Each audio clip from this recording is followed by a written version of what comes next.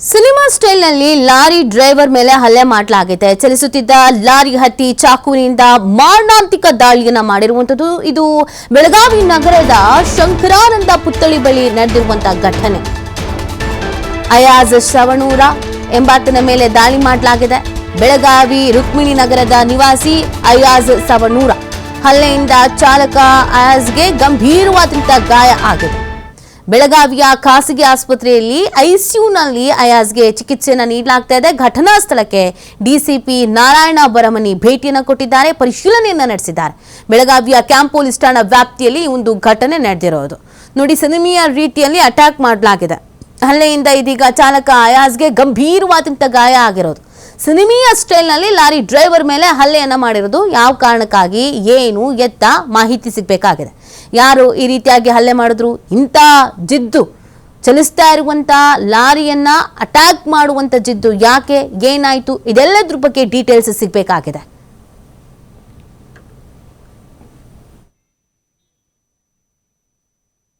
ಗೊತ್ತಿಲ್ರಿ. ಅಲ್ಲಿಂದ್ರ ಅವ್ರ ಗುಜರಾತ್ದಿಂದ ಗಾಡಿ ಲೋಡ್ ಮಾಡಿದ್ರ ಅವ್ರ ಬೆಳಗಾವ್ ಸಲುವಾಗ. ಬೆಳಗಾವ್ ಬಂದ್ ಇಲ್ಲಿ ಬೆಳಗಾವ್ ಅರ್ಧ ಮಾಲ್ ಖಾಲಿ ಮಾಡಿ ಶಿನ್ನೋಳಿಗೆ ಹೋಗಿದ್ರು ಅವ್ರ. ಶಿನ್ನೋಳಿಗೆ ಖಾಲಿ ಮಾಡಿ ಬರಾಕ್ತಿದ್ರ ಅವ್ರ. ಬರುವಾಗ ಏನಾದ್ರು ಫಾಲೋ ಅಪ್ ಮಾಡಿದಾರೆ, ಏನ್ ಮಾಡಿದಾರೆ ನಮ್ಗೇನ್ ಅದ್ರ ಬಗ್ಗೆ ಗೊತ್ತಿಲ್ಲ.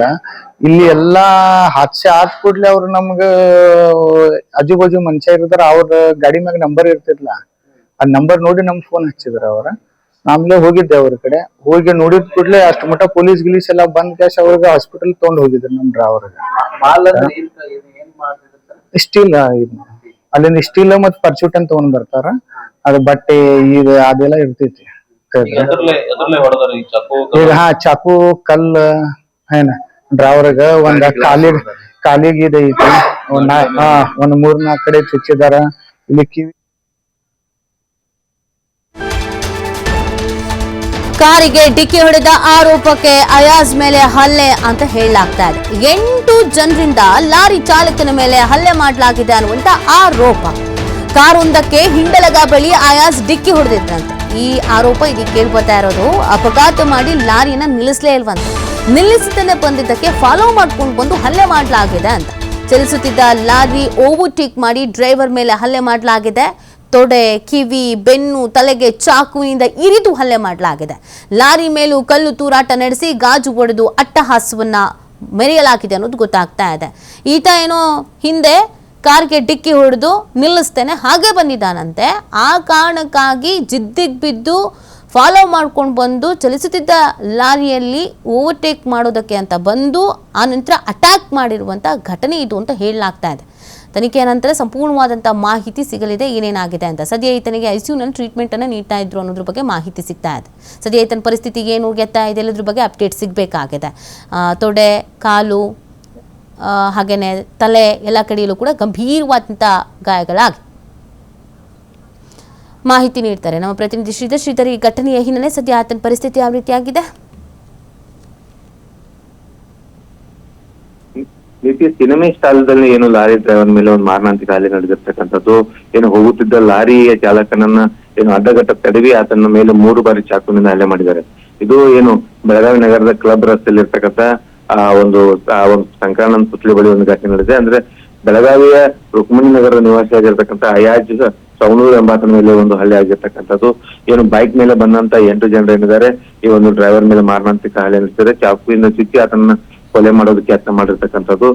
ಇದು ಪ್ರಮುಖವಾಗಿ ಏನಂದ್ರೆ ಅಯಾಜ್ ಒಂದು ಕಾರ್ ಒಂದಕ್ಕೆ ಏನು ಹಿಂಡಲಗ ಗ್ರಾಮ ಬಳಿ ಡಿಕ್ಕಿ ಹೊಡೆದಿದ್ದ ಅನ್ನುವಂತ ಒಂದು ಆರೋಪ ಆತನ ವಿರುದ್ಧ ಕೇಳಿ ಬಂದಿದೆ. ಆಕ್ಸಿಡೆಂಟ್ ಮಾಡಿ ಲಾರಿ ನಿಲ್ಲಿಸದೆ ಏನು ಬಂದಿರ್ತಕ್ಕಂಥ ಹಿನ್ನೆಲೆಯಲ್ಲಿ ಬೈಕ್ ಮೇಲೆ ಬಂದಂತ ಏನು ಆರೋಪಿಗಳು ಅಯಾಜಿನ ಮೇಲೆ ಈ ರೀತಿ ಅಟ್ಯಾಕ್ ಮಾಡಿದ್ದಾರೆ.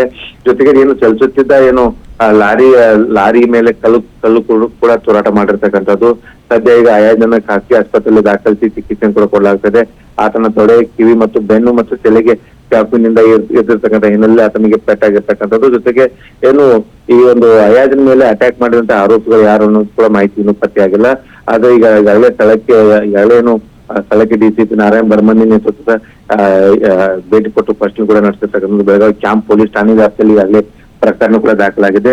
ಅಂದ್ರೆ ಏನು ಕಾರ್ ಟಚ್ ಮಾಡಿರ್ತಕ್ಕಂಥ ಕಾರಣಕ್ಕಾಗಿ ಆತನನ್ನು ಬೆನ್ನತ್ತಿ ಈ ರೀತಿ ಆತನ ಮೇಲೆ ಏನು ಚಾಕು ಚೀಟಿ ಕೊಲೆ ಮಾಡೋದಕ್ಕೆ ಯತ್ನ ಮಾಡಿರ್ತಕ್ಕಂಥ ಘಟನೆ ಈಗ ನಡೆದಿರ್ತಕ್ಕಂಥದ್ದು ನೀತಿ. ಈಗ ಸದ್ಯ ಕ್ಯಾಂಪ್ ಪೊಲೀಸ್ ಠಾಣೆಯಲ್ಲಿ ಪ್ರಕರಣ ದಾಖಲಿಸಿಕೊಂಡು ಈಗ ಪ್ರಕರಣದ ತನಿಖೆಯನ್ನ ಈಗ ಕೈಗೊಂಡಿದ್ದಾರೆ. ಯಾಕಂದ್ರೆ ಈ ಲಾರಿ ಚಾಲಕ ಅಯಾಜ್ ಏನಿದ್ದಾನೆ, ಈತ ಒಂದು ಬೆಳಗಾವಿ ನಗರದಲ್ಲಿರ್ತಕ್ಕಂಥ ಸ್ಟೀಲ್ ಅನ್ನ ತೆಗೆದುಕೊಂಡು ಹೋಗಿ ಮಹಾರಾಷ್ಟ್ರದ ಸಿನ್ನೋಳಲ್ಲಿ ಅದನ್ನ ಅನ್ಲೋಡ್ ಮಾಡಿ ವಾಪಸ್ ಬರ್ತಿರ್ತಕ್ಕಂಥ ಸಂದರ್ಭದಲ್ಲಿ ಒಂದು ಘಟನೆ ನಡೆದಿರ್ತಕ್ಕಂಥದ್ದು ನೀತಿ. ಓಕೆ, ಥ್ಯಾಂಕ್ ಯು ಶ್ರೀಧರ್ ತಮ್ಮ ಡೀಟೇಲ್ಸ್ಗೆ.